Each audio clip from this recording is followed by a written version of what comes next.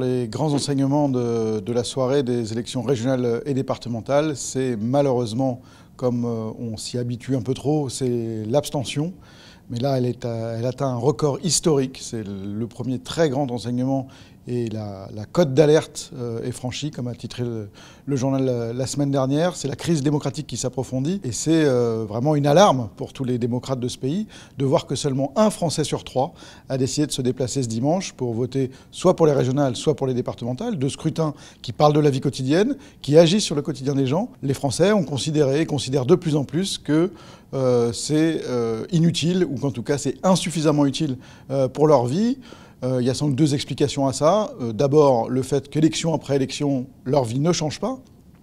Ils l'expriment de toutes les manières possibles, en votant pour des candidats qui contestent le système, on peut parfois s'en féliciter et parfois le craindre, ou en ne votant plus du tout. En tout cas, c'est l'approfondissement d'une crise démocratique qui ne date pas d'hier, mais qui ne cesse de s'approfondir.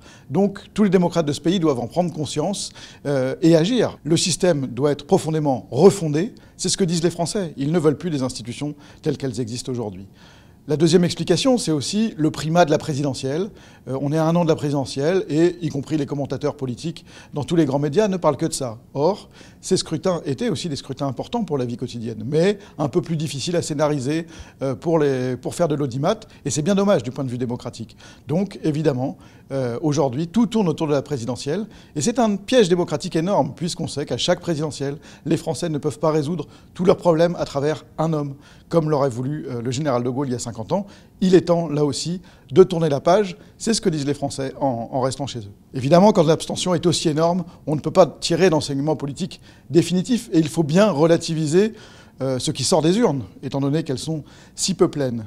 Mais le deuxième enseignement, c'est quand même que le Rassemblement national, que tout le monde présentait comme le grand vainqueur de ce scrutin, de ces scrutins, à commencer par lui-même, qui gonflait déjà les muscles, est beaucoup plus bas qu'annoncé, et aussi beaucoup plus bas que lors des derniers scrutins. C'est évidemment une bonne nouvelle pour la démocratie, mais évidemment, ça n'éteint pas du tout le danger du Rassemblement national, de plus en plus banalisé en tant qu'outil politique. Ces idées sont de plus en plus banalisées, elles ont pignon sur rue et elles progressent dans la société. Et si ce scrutin n'est pas le tremplin qu'ils espéraient pour les prochaines élections présidentielles, le RN reste un danger. On peut, cela dit, se féliciter que beaucoup de gens aient préféré rester chez eux pour contester le système, plutôt que utiliser ce bulletin de vote-là, qui, on le sait, n'est pas un bulletin qui permettrait de transformer le système, mais plutôt de le conserver en pire. Le dernier enseignement, c'est évidemment qui concerne les forces de gauche, qui sont annoncées aujourd'hui au niveau national comme étant la première force du pays.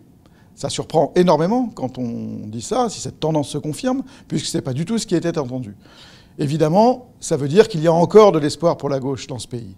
Mais ça ne veut surtout pas dire que la gauche ne doit pas repenser, ne doit pas se refonder, puisque on voit bien qu'elle a du mal à formuler un projet pour le pays, et que le score duquel elle peut se féliciter ce soir dépend aussi du fait que les sortants ont été souvent plébiscités, qu'ils soient de droite ou qu'ils soient de gauche. Donc il ne faut pas voir évidemment dans ce score la fin de la crise de la gauche, il faut y voir un signe d'espoir, que la gauche peut se refonder, qu'il y a encore des gens dans ce pays qui peuvent lui faire confiance, mais c'est à la condition de retrouver un projet qui soit à la fois transformateur pour les institutions que les Français veulent changer, mais aussi porteur de grands changements pour leur vie quotidienne. Si la gauche est capable de porter un tel projet, elle pourra renaître. C'est à cette seule condition qu'elle pourra retrouver la confiance des classes populaires qui ne sont pas allées voter ce dimanche, et c'est évidemment un énorme problème pour un projet de transformation sociale.